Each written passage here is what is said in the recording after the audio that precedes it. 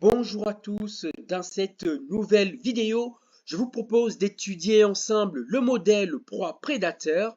Et donc, c'est un modèle qui a fait ses preuves en dynamique des populations. C'est un modèle qui a été établi par Lotka et Volterra. Il a, comme je l'ai dit, fait vraiment des preuves. Donc, aujourd'hui, je vais vous présenter une analyse très brève de ce modèle en présentant quelques résultats numériques et bien évidemment avec une interprétation graphique des résultats.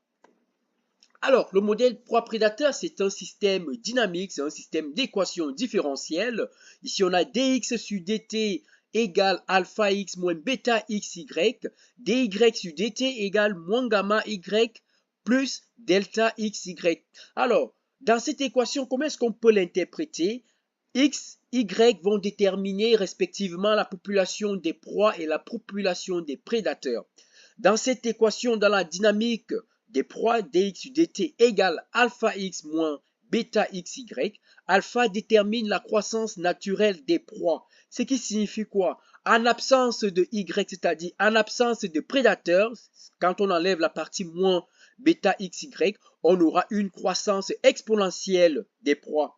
Et la partie bêta, xy, représente le taux de prédation. Comment est-ce que les proies vont être bouffées, vont être consommées par les prédateurs. Alors, sur la dynamique des prédateurs, dy sur dt égale moins gamma y plus delta xy, on a en absence de proie, c'est-à-dire si on enlève x, si x égale à 0, dans cette dynamique de y, on aura que dy sur dt égale moins gamma y. Donc, au cours du temps, en absence de proie, on aura une décroissance exponentielle des prédateurs. Et on voit donc que la dynamique des prédateurs va s'améliorer dès lors qu'il y aura de la proie. Donc, gamma détermine le taux de mortalité des prédateurs et delta représente la croissance des prédateurs due à la présence des proies. Une fois qu'un modèle en dynamique des populations a été établi, il faut l'étudier. Et pour l'étudier, on scinde généralement le travail en deux étapes. Le premier consiste à déterminer les points d'équilibre du modèle. Et c'est quoi les points d'équilibre? Ce sont les points, ce sont les solutions de l'équation. Donc, en partant de notre système différentiel, on résout dx sur dt égale à 0, dy sur dt égale à 0. Ça nous donne les points x étoile, y étoile. Mais dans notre système, on en a deux. On a le point x étoile, y étoile égale à 0, 0. Biologiquement, ce point signifie l'extinction de notre population lorsque ce point est stable. Nous allons parler de la stabilité dans quelques instants.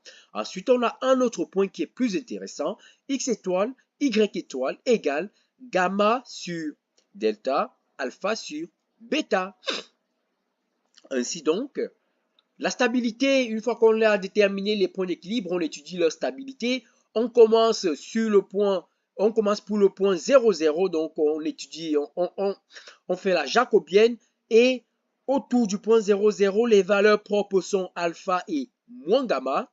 Vu que les valeurs propres sont des signes contraires, alors on déduit que le point 0, 0, c'est un point d'équilibre, c'est un point sel. Ce qui signifie que, en fait, dans une configuration proie-prédateur, il n'est pas évident d'avoir l'extinction des deux populations en même temps. Soit on aura l'extinction de l'une, soit on aura l'extinction de l'autre. Si le point 0, 0 était un point instable, c'est-à-dire si les deux valeurs propres étaient toutes positives, alors on aurait eu l'extinction des deux populations. Alors, qu'en est-il du point gamma sur delta et alpha sur bêta?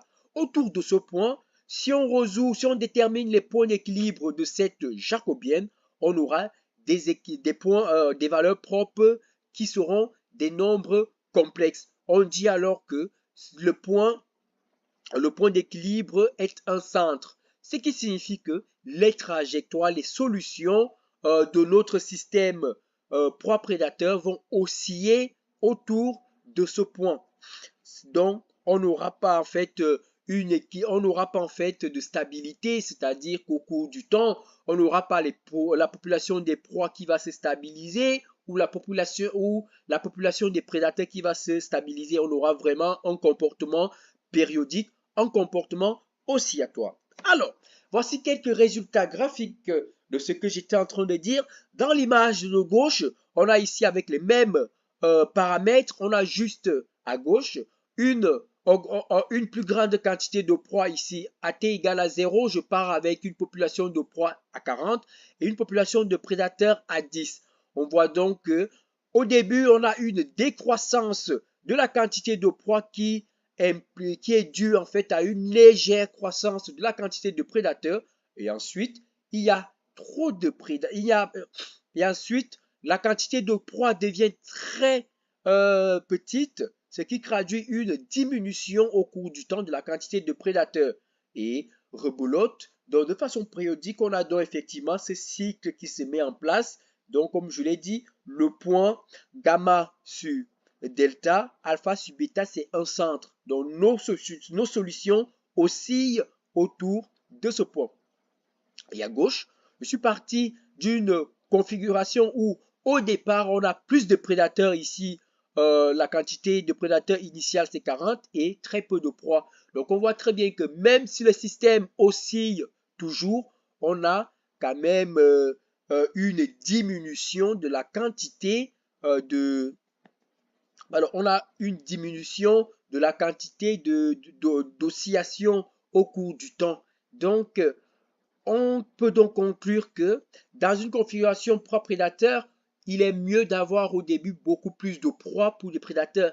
Et je ne l'ai pas dit en introduction, c'est pas vraiment une interaction symbiotique, mais ça fait quand même partie des interactions qu'on étudie beaucoup en biologie. Donc, le modèle proie-prédateur, comme je l'ai dit, a vraiment fait il a fait ses preuves.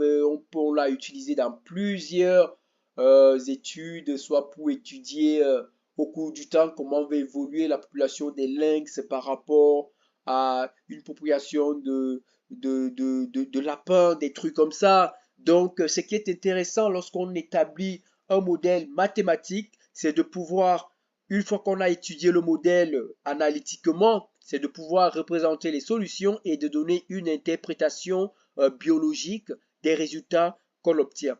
Donc, ce modèle a aussi beaucoup d'implications en écologie.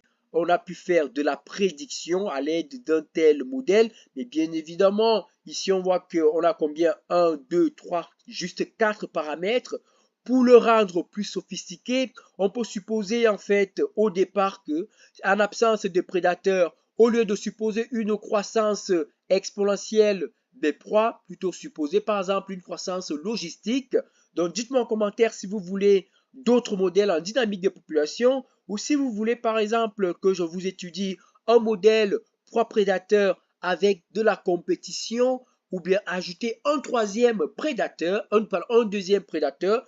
Il y a beaucoup de choses qu'on peut faire avec de tels modèles. Sur ce, je vous souhaite, comme toujours, bon apprentissage et à très vite pour d'autres nouvelles vidéos.